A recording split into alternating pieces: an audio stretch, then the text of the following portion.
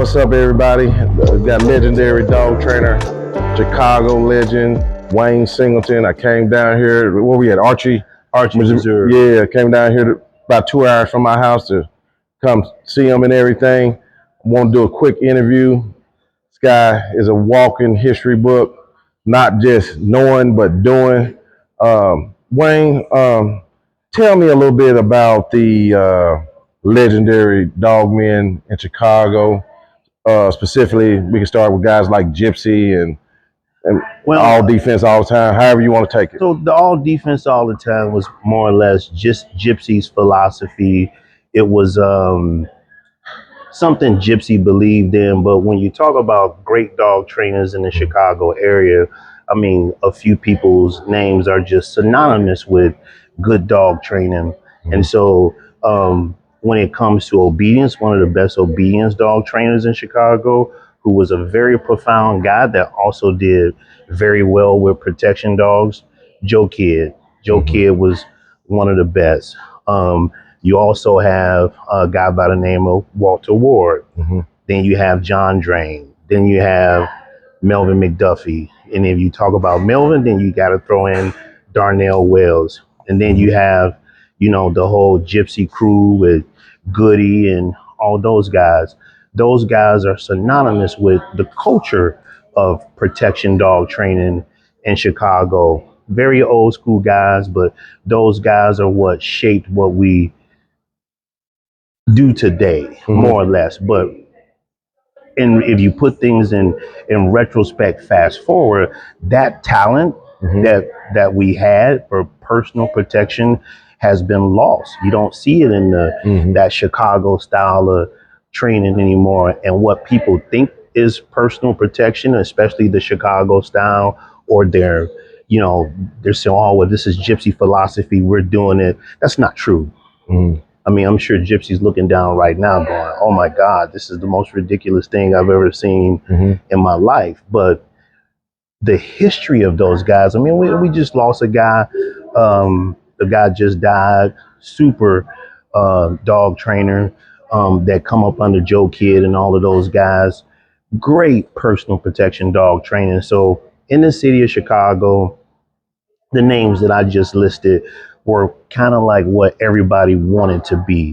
But as far as being a agitator, Gypsy was the best. There was another guy that come in my generation, Craig McDonald. You don't hear Craig's name because he hasn't been in dogs for a long time, but Craig was a monster agitator. Craig could do it on the street. He could do it on the sport field. Very, very rounded guy. Steve, that trained with Dean Bunley, another good agitator, decoy, dog trainer. You don't hear about him because he kind of got out of it too.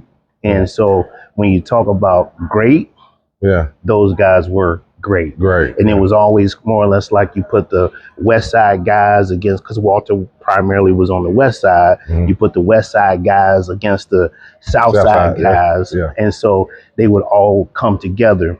One of the biggest street shows that we've ever had in Chicago was the Performance Canine show where they gave away $1,000. Oh, okay. You know what I'm saying? That was Mel McDuffie and Darnell Wells. And then, you know, of course, Walter gave away money at his shows and stuff like that. And dog training just isn't quite that anymore in the Chicago area. But those guys were legendary. And I'm sure a lot of the guys remember at Walter's show when a dog that Gypsy actually trained, Bogey. Tell them that story. So it was a 6-foot hit, and Darnell was screaming at me, Waine, get your arms up. You got to watch them all the way through. Like, this ain't schützen that you're going to get bit. I can hear Darnell screaming at me, get your hands up. You know, your burlaps collapsed in the middle. Catch the dog, man. And I missed the dog. Bogey grabbed my bicep. I picked him up off the ground, grabbed the collar.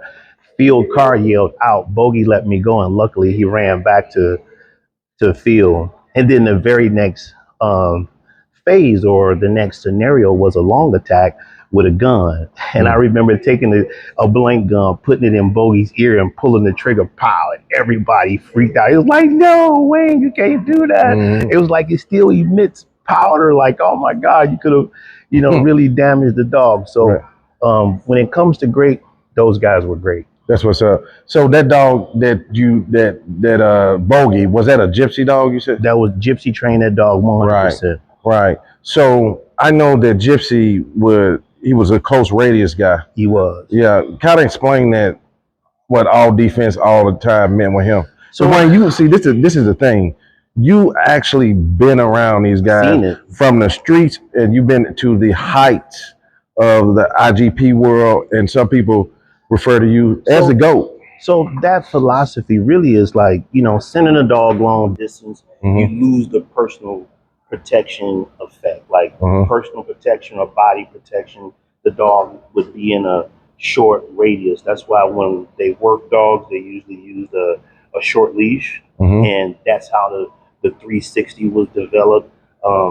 Some people call it a 360. Some people call it flesh work. Some people call it skin, because there is no equipment involved. It's just a guy, pair of pants, a t-shirt, and the dog has to alert, be aggressive in a full 360, and keep the agitator at bay away from you. So that style still exists. I think Mr. Canine and Khalil, those guys still work the body protection, the 360. But as far as like how dog training has moved, nobody really does it right now except those guys. Gotcha.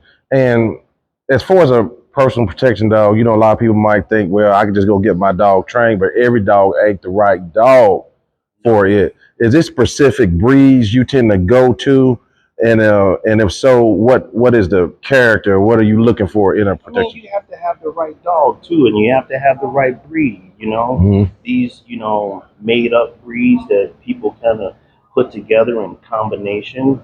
What traits are we really trying to develop? I mean, there's history behind generations and thousands of years of German Shepherd, Malinois, Pit Bull. Good point, Wayne, because that's a big topic that I've been covering. It's a new kind of movement on we just crossing everything. Crossing everything. I mean, the bull herder is really popular right now. Me, myself, I kind of like the idea of the bull herders. They do tend to be a little bit more resilient, a lot more powerful, a lot more prey drive, a little bit more aggression. So I'm okay with that one. I mean, that's kind of how the Malinois was created anyway. They have some pit bull in them. But like all this other stuff, I mean, like you had the Canis Panther. Okay, did the Canis Panther grow? Did the Canis Panther become a prominent working dog? In my opinion, no. Right. Because I've only ever seen 2 or 3 that I thought were actually good enough that I could say, oh, wow, those are really great or good personal protection dogs. So me, myself, I like to stick with what's already been proven. Pit Bull, German Shepherd, Malinois, Bouvier, some boxers are really good. Some Great Danes are really good. I mean, that's what the Great Dane was in Germany to begin with. They did protection too. So, but as far as like making all these crazy collabs with, there are some proven dogs. There are some functional crosses like that Pit Bull and that Malinois, and then it's a one called the Lurcher. The country boys use some crosses like that. But today they tell with this. But if you have a dog that this dog is not a proven working dog, this dog is not a proven working dog. What do you hope to gain from breeding this dog? Because the traits are different, the health issues are different. Why would you want to incorporate bad health in this dog and bad health in this dog and put those dogs together? It makes absolutely no sense. Yeah, it don't, because especially doing what you do and the type of dogs you have worked to say that these Germans and everybody who have made these working dogs, kept these records, kept these traits, were wrong. It don't make you can't. It don't line up. For me, I stay away from them. They're trash. Right. Walter Warden did a golden retriever with a Rottweiler, and the dog's name was Trash. For me, affectionately, he was named appropriately. Yeah. It was Trash. Right. Yeah. So let me get one more. Let me ask you one more thing that you brought up. I keep saying Waine is history. That's why I try to document people like him. Our older guys, make sure we get what we can from them, and also they get their acknowledgement in today's age. Because sometimes as young guys we just zoom and like, no, that's not reality. No, this is reality over here. Reality. So we were talking about the Cane Corso, and I didn't know this, but you told me you had hosted the first national Cane Corso competition. Yeah. We did the very first ever at your home, at my training field at my house. Yeah, we did the first ever, and a lot of people just don't know that, but it's history, right? The very first ever Cane Corso National Championship, Midwest Working Dog Association hosted it.